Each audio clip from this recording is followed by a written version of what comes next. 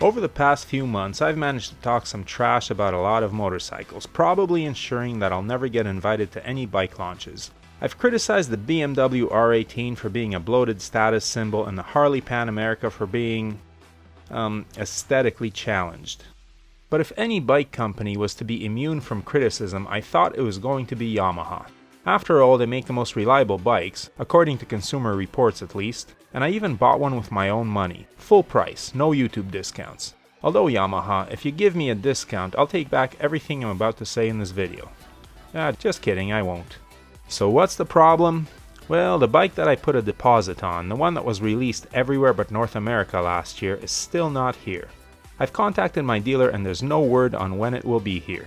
Just to be clear, I'm watching Europeans and Australians frolicking about on their Tenere 700s on YouTube while I sit here in Canada twiddling my thumbs. And the bike is already on the west coast, but do you think it's made its way to Ontario yet? Putting a shipping container on a train isn't that hard.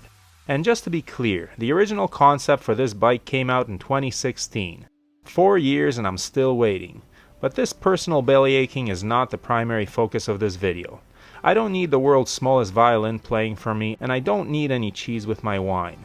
The real reason I'm making this video is that Yamaha just announced the long-rumored rally edition of the Tenere 700 before the regular Tenere even got to me.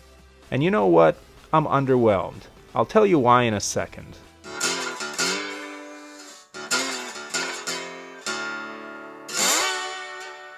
So the rally edition is on the way and is supposed to be in European dealerships in July.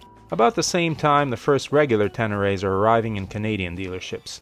I'm not going into the fine details, you can look them up on your own. I'll give you a summary of the changes to the bike though.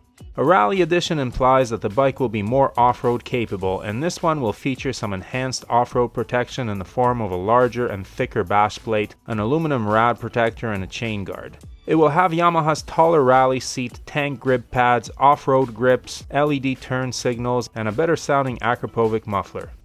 The paint will also be more retro with a blue and white paint scheme that is similar to the one Yamaha sported in the 1983 and 84 editions of the Dakar. In addition to these changes, the new Tenere Rally will feature absolutely nothing. And that's the problem. When you put out a rally edition of a bike currently on the market, customers' natural expectation is that the new bike will be more capable than the regular one. But this one won't be. It will have the same engine, gearing, and most importantly suspension as the regular Tenere. The extra protective bits on the bike are available through the Yamaha catalog, so you can armor up your regular Tenere like the Rally, which makes the Rally just a Tenere with a nice paint scheme and some accessories. Yamaha has hit the sweet spot with the Tenere and is appealing to adventure riders who spend a lot of time off pavement and want a bike that is pretty capable in that sphere. It undercuts most competitors in price by eliminating frills like electronics while also delivering better off-road performance. That appeals to a lot of old school riders, me included.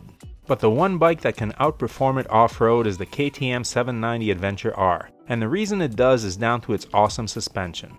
A lot of Yamaha fans were expecting the Rally Edition to be a true Adventure R hunter with longer and more sophisticated suspension that doesn't bottom out when you jump it. The Adventure R also has more power and an impressive electronics suite, but for a lot of riders that's less important than weight and good suspension. And Yamaha's 689cc engine is such a peach that it doesn't need extra power, especially off-road where too much power is a detriment. One of the reasons adventure bikes need the engine modes these days is because they have so much power that they can overwhelm the rider on loose surfaces. Yamaha's parallel twin has enough to keep up with the bigger bikes on pavement while also being grunty and delivering predictable linear power on dirt. No electronic aids needed. However, while I agree that the engine doesn't need mods, I have to say that the suspension does. This bike could have been as good off-road as the 790 Adventure R and could have come at a lower price, but Yamaha didn't give it the suspension it needed. So is the new Rally worth it? Seeing as prices haven't been announced yet, that question is unanswerable. But if the price bump over the regular Tenere doesn't exceed the cost of the accessories added, and it shouldn't because you're not paying for the stock bash plate, seat, muffler and signals, then yes. I must admit, as nice as my red and white T7 will look, the color scheme and gold wheels of the Rally are a notch above. Beauty is subjective, but to me this is the best looking ADV bike in the world. Unfortunately, it won't be the best off-road. So how to fix that? First, if you're taking your T7 off-road, you're going to need suspension upgrades. Companies like Rally Raid in the UK offer options from stiffer springs to preload adjusters to a remote reservoir rear shock. It's up to you how much you want to spend. Once the suspension is done, add some engine guards, folding mirrors, and proper metal reinforced handguards to protect your hands and levers when the inevitable off-road get-offs occur. Oh, and a center stand is a must for any rally bike. So, am I going to outfit my T7 this way? I'll spring for the aluminum bags, engine and rad guards. I'll probably hold off on the bark busters until I break the stock handguards. The rest of the stuff, we'll see. This bike will be a long-term project and will probably take a couple of years to pimp out properly. I'm looking forward to the journey. As for the new Rally, as much as I like the new paint scheme, the accessories on the bike are not enough to significantly improve off-road performance. The Rally Edition will still get stomped on by the KTM 790 Adventure R, which is too bad. If you want your T7 to compete, you'll have to build it yourself, which is part of the fun anyways. So enjoy your T7s, folks. I know I will, if it ever arrives. Cheers and ride safe.